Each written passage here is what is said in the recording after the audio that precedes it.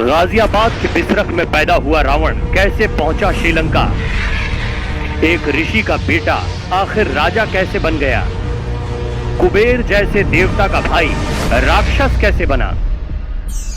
नमस्कार दोस्तों, आपके मेरे हम सब के जहन में कई सवाल आते हैं पौराणिक कथाओं को सुनने के बाद। ऐसा ही एक सवाल है रावण, जिसके बारे में हमें पता है कि वो बिसरख यानी गाजियाबाद उत्तर प्रदेश में पैदा हुआ था। गुजरात में जहां पर मंदोदरी का मायका है, वहां पर उसकी ससुराल है। ऋषि विश्रवा का पुत्र है। ऐसा रावण जो ऋषि का पुत्र है वो राक्षस कैसे हो गया, पहली चीज। दूसरी चीज, जो उत्तर प्रदेश में पैदा हो रहा है वो श्रीलंका का राजा कैसे बन जा रहा है। और तीसरी महत्वपूर्ण चीज, कुबेर का भाई, कुबेर एक देवता है, उनका भाई भी राक्षस कैसे हो सकता है? अगर राक्षस हो तो सभी राक्षस हो। तो आज मैंने सोचा कि कुछ तथ्यों को खंगाला जाए और आपके सामने रखा जाए। तो इस पर जो एक छोटा सा शोध है वो आपके सामने रखता हूं। दरअसल ये इसलिए महत्वपूर्ण है क्योंकि ये तमाम धार्मिक ग्रंथ सिर्फ कथा कहानियां नहीं है, ये हमारा इतिहास है और हमारे समृद्ध इतिहास को बताते हैं। अनफॉर्चुनेटली, दुर्भाग्यवश हमारे देश में राम के निशान खत्म करने का कुत्सित प्रयास तमाम जितने भी आताताई आते रहे वो करते रहे हैं। और अब जो उनके फॉलोअर्स हैं वो अब भी उसी काम को आगे बढ़ाते हैं, चाहे वो राजनीतिक स्वार्थों की वजह से हो, चाहे वो धर्मांधता की वजह से हो, वो इस भूमि के देवताओं की उपासना नहीं कर पाते हैं। खैर, रावण के निशान मिलते हैं श्रीलंका में। इसके ऊपर बाकायदा शोध संस्थान बना रखा है, उसने तमाम जगहों को खोज रखा है, बता रखा है रावण की गुफा कहाँ थी, अशोक वाटिका कहाँ थी, और तमाम निशान वहां पर मिलते हैं। तो इनके बारे में कभी विस्तार से हम बात करेंगे, लेकिन आइए रावण के निशान से राम के निशान ढूंढने का प्रयास करते हैं। तो खलनायक जो है वो, जब खलनायक है तो नायक जो है वो भी होंगे ही, इसमें तो कोई संदेह होना ही नहीं चाहिए। तो उत्तर प्रदेश में बिसरख में अगर रावण पैदा हुए तो वो लंका कैसे गए? इसके लिए आपको ऋषि विश्रवा, जो कि रावण के पिता हैं, उनकी कहानी को समझना होगा। अगस्त्य और पुलत्स्य ऋषि के बेटे हैं विश्रवा, और अगस्त्य और पुलत्स्य दोनों भाई हैं। ऋषि अगस्त्य को कौन नहीं जानता, पुलत्स्य को कौन नहीं जानता, और इनके पिता ब्रह्मा जी बताए जाते हैं। तो पुलत्स्य के बेटे विश्रवा हैं, जो कि खुद भी बहुत इंटेलिजेंट और बहुत ही शानदार, उस समय के साइंटिस्ट कह लीजिए, ऋषि कह लीजिए, बड़े शोधकर्ता थे। और ये जो एक एलीट सर्कल होता है, इसमें बड़ा नाम था उनका। आज की भाषा में जरा इसको समझिए। तो अब स्ट्रैटेजिकली ये सुमाली हैं, ये दक्षिण भारत में कहीं राज करते थे, असुर राज ये कहलाते हैं। इनको लगा कि अगर हम ऋषियों की इस परंपरा के साथ में जुड़ते हैं तो हमको अपने आप को प्रसारित करने में, फैलाने में मदद मिलेगी।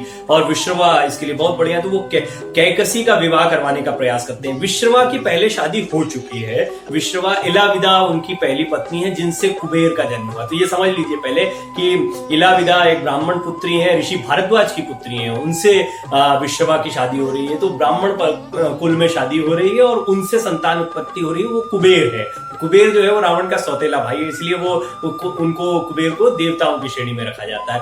और इधर फिर कैकसी जो है वो बड़ी खूबसूरत होती हैं। विश्रवा जो है उनकी शादी उनसे होती है, उसको लेकर भी पौराणिक कई कथाएं हैं कि विश्रवा जो है जाल में फंस जाते हैं, जैसे भी हो। लेकिन कुल मिलाकर ये होता है कि स्ट्रैटेजिकली वो शादी करवाई जाती है कैकसी और विश्रवा की, और इनसे फिर संतति जो होती है वो कुंभकर्ण, विभीषण, रावण और शूर्पणखा, इन लोगों की उत्पत्ति यहां से होती है।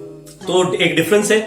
अब रावण जो है वो थोड़ा सा अपने ननिहाल की तरफ ज्यादा इंक्लाइंड है। ददियाल तो उनका भी वही है, यानी ऋषि अगस्त्य पुलत्स्य की परंपरा है रावण की, लेकिन वो अपने जो नाना और मामा है उनकी तरफ उनका झुकाव, सुमाली की तरफ झुकाव ज्यादा है।